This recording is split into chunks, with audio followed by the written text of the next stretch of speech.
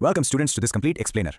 मैं जानता हूँ फाइनल एग्जाम सर पर हैं और कॉन्ट्रैक्ट एक्ट का ये यूनिट 3 थोड़ा लंबा और टेक्निकल लगता है, बट टेंशन लेने की कोई जरूरत नहीं है। आज के इस एक्सप्लेनर में हम इन सारे टॉपिक्स को थरोली कवर करेंगे।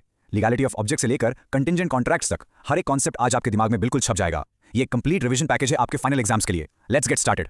हर टॉपिक शुरू करने से पहले एक मजेदार सवाल पूछता हूँ। सोचो, अगर एक हिटमैन ने अपना कॉन्ट्रैक्ट पूरा कर दिया और क्लाइंट ने उसको उसके खून खराबे के पैसे देने से मना कर दिया, तो क्या वो हिटमैन कोर्ट जाकर अपना पैसा निकलवाने के लिए सू कर सकता है? Absolutely not. कोर्ट उसका लॉसूट तुरंत बाहर फेंक देगी। पर क्यों? क्योंकि कॉन्ट्रैक्ट का ऑब्जेक्ट ही मर्डर था, जो कि अनलॉफुल है। अगर ऑब्जेक्ट इलीगल है तो पूरा का पूरा कॉन्ट्रैक्ट ही कचरा है। तो चलिए जल्दी से देखते हैं आज का रोड मैप। पहले हम लीगैलिटी एंड वॉइड एक्ट्स पढ़ेंगे, उसके बाद डिक्लेयर्ड वॉइड रिस्ट्रेंट्स, फिर हम कुछ लैंडमार्क केस लॉज देखेंगे जो एग्जाम्स के लिए बहुत इंपॉर्टेंट है, और फिर कंटिंजेंट कॉन्ट्रैक्ट्स। एंड में एक क्विक यूनिट ओवरव्यू और final exam Q&A। Simple. Okay, let's dive right into our first section, legality and void agreements. ये किसी भी लॉफुल कॉन्ट्रैक्ट का फाउंडेशन होता है।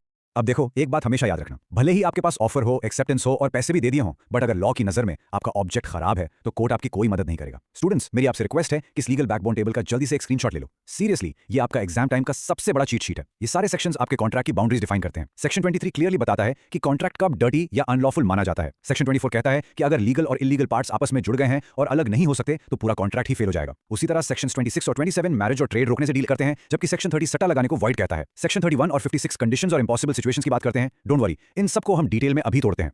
तो सेक्शन 23 के अकॉर्डिंग एक ऑब्जेक्ट या कंसिडरेशन अनलॉफुल कब होता है, ये 5 पॉइंट चेकलिस्ट अपने दिमाग में फिट कर लो। फर्स्ट, अगर वो लॉ द्वारा फॉरबिडन है, जैसे इलीगल ड्रग्स बेचना। सेकंड, अगर वो किसी भी लॉ के प्रोविजंस को डिफीट कर रहा हो। थर्ड, अगर वो फ्रॉड करने के इंटेंशन से बनाया गया हो। फोर्थ, अगर उसमें किसी इंसान या उसकी प्रॉपर्टी को इंजरी यानी नुकसान पहुंचाने की बात हो। और फिफ्थ, अगर वो इमोरल या पब्लिक पॉलिसी के अगेंस्ट हो। एग्जाम में इन 5 पॉइंट्स को बिल्कुल ऐसे ही लिखना, फुल मार्क्स लेने से कोई नहीं रोक सकता आपको।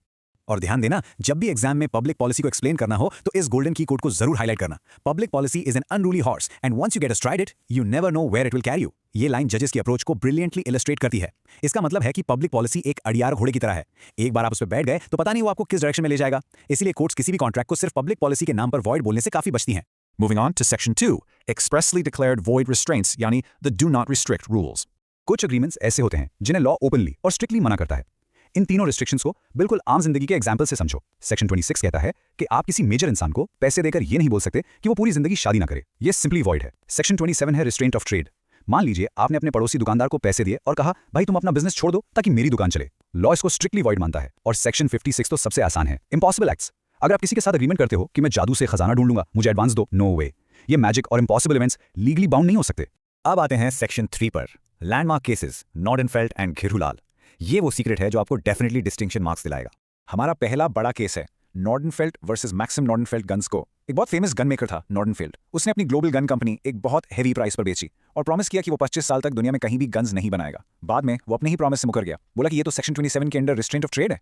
पर हाउस ऑफ लॉर्ड्स का वर्डिक्ट बहुत इंटरेस्टिंग था। उन्होंने कहा कि वैसे तो जनरल पाबंदी वॉइड होती है, बट इस केस में बायर ने इतना सारा पैसा उस बिजनेस की गुडविल के लिए दिया था, तो उस गुडविल को प्रोटेक्ट करने के लिए ये एक्सेप्शन रीजनेबल माना जाएगा। Make sense, right? दूसरा केस एक बहुत ही कंफ्यूजिंग कॉन्सेप्ट को क्लियर करता है, घेरूलाल पराग वर्सेस महादेवो दासमया। इसमें 2 पार्टनर्स ने मिलकर एक पार्टनरशिप बनाई ताकि वो मार्केट प्राइसेस पर सट्टा यानी बेट लगा सकें। जब उन्हें भारी लॉस हुआ तो एक ने दूसरे पर केस कर दिया उस लॉस को शेयर करने के लिए। अब यहां ध्यान देना, सुप्रीम कोर्ट ने कहा कि हाँ, सट्टा या वेगर लगाना सेक्शन 30 में वॉइड जरूर है, बट ये सेक्शन 23 के अंडर इलीगल नहीं है। और इसीलिए इससे जुड़े हुए जो कोलैटरल ट्रांजैक्शंस थे, जैसे कि उनकी आपस की पार्टनरशिप और लॉस शेयरिंग, वो पूरी तरह से वैलिड हैं। वॉइड और इलीगल का ये फर्क हमेशा याद रखना बच्चों। Okay, let's jump to section 4, contingent contracts explained. इसको मैं प्यार से कहता हूं the waiting agreements. मैं इन्हें वेटिंग एग्रीमेंट्स इसलिए बुलाता हूं क्योंकि इसमें एक पार्टी किसी फ्यूचर इवेंट का वेट कर रही होती है। Let's break this down. Exam में अगर डेफिनेशन आती है तो बिल्कुल यही बेयर एक्ट की लैंग्वेज लिखनी है आपको। A contract to do or not do something if some event collateral to such contract does or does not happen. इसका बेसिक लॉजिक सिर्फ इतना है कि कॉन्ट्रैक्ट की पूरी परफॉर्मेंस किसी तीसरे इवेंट पर टिकी होती है। अगर वो फ्यूचर इवेंट होगा तभी कॉन्ट्रैक्ट परफॉर्म होगा, वरना नहीं होगा। Very straight forward. अब सेक्शन 31 को सैटिस्फाई करने के लिए 3 एसेंशियल्स बहुत जरूरी हैं। फर्स्ट, परफॉर्मेंस एक आगे आने वाले अनसर्टेन इवेंट पर डिपेंड करनी चाहिए। सेकंड, ये इवेंट कोलैटरल होना चाहिए, मतलब ये इवेंट कॉन्ट्रैक्ट का कोर परफॉर्मेंस नहीं बल्कि एक अटैच्ड साइड कंडीशन होनी चाहिए। एंड थर्ड, ये इवेंट सिर्फ और सिर्फ प्रॉमिसर की मर्जी पर डिपेंड नहीं होना चाहिए। अगर ये तीनों चीजें मैच करती हैं तो बिंगो, आपका कंटिंजेंट कॉन्ट्रैक्ट बिल्कुल रेडी है। And this brings us to एक ऐसा टॉपिक जहां सबसे ज्यादा बच्चे फंसते हैं, कंटिंजेंट कॉन्ट्रैक्ट्स और वेजरिंग एग्रीमेंट्स के बीच का डिफरेंस। ये डिस्टिंक्शन आपके एग्जामिनर का ऑल टाइम फेवरेट है। नेचर वाइज देखो, कंटिंजेंट वैलिड होता है पर वेजरिंग बिल्कुल वॉइड होता है। इंटरेस्ट की बात करें तो कंटिंजेंट में पार्टीज का उस रियल इवेंट में इंटरेस्ट होता है, जैसे कार इंश्योरेंस में आप अपनी कार को सेफ रखना चाहते हो, पर वेजर में लोगों को सिर्फ हार जीत के पैसे से मतलब होता है। रेसिप्रोकल प्रॉमिसेस सिर्फ वेजर में होते हैं। एक वैलिड मरीन इंश्योरेंस कंटिंजेंट का परफेक्ट एग्जाम्पल है, और घोड़े की रेस पर पैसे लगाना वो प्योरली वेजर है। Alright, section 5, quick 30-second unit overview. Focus up everyone.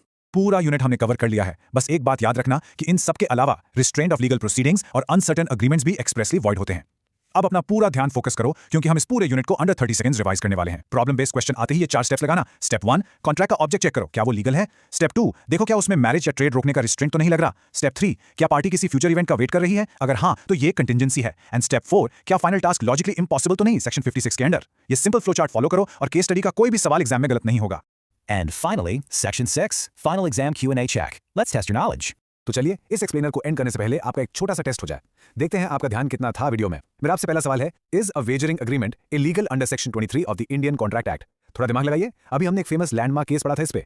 No, बिल्कुल नहीं। सट्टा लगाना वॉइड जरूर है पर वो इलीगल नहीं है, और इसलिए जैसा कि हमने घेरूलाल परख केस में देखा था, उससे जुड़े कोलैटरल ट्रांजैक्शंस बिल्कुल जिंदा रहते हैं। इस एक्सेप्शन को अपने दिमाग में छाप लो। चलो अब एक और सवाल। ये क्वेश्चन फर्स्ट सेमेस्टर एलएलबी के बच्चों को सबसे ज्यादा ट्रिप करता है। Is every contingent contract and insurance contract. क्या सच में सभी कंटिजेंट कॉन्ट्रैक्ट्स इंश्योरेंस ही होते हैं? ध्यान से सुनो इस मास्टर टिप को। Every insurance contract is contingent but not every contingent contract is insurance. एक सिंपल श्योरिटी या गारंटी का कॉन्ट्रैक्ट भी कंटिजेंट हो सकता है बिना कोई इंश्योरेंस पॉलिसी हुए। ये लाइन अपने एग्जाम के कंक्लूजन्स में जरूर ऐड करके आना, मार्क्स डेफिनेटली बढ़ेंगे। और इसी के साथ हमारा कॉन्ट्रैक्ट एक्ट का ये यूनिट कंप्लीटली कवर होता है। Is your next contract a legal trap? Think before you sign. ऐसे ही इन्फॉर्मेटिव वीडियोस देखने के लिए एलएलबी स्टूडेंट अड्डा को सब्सक्राइब करें एंड फॉलो करें। If you want any new topic, comment below.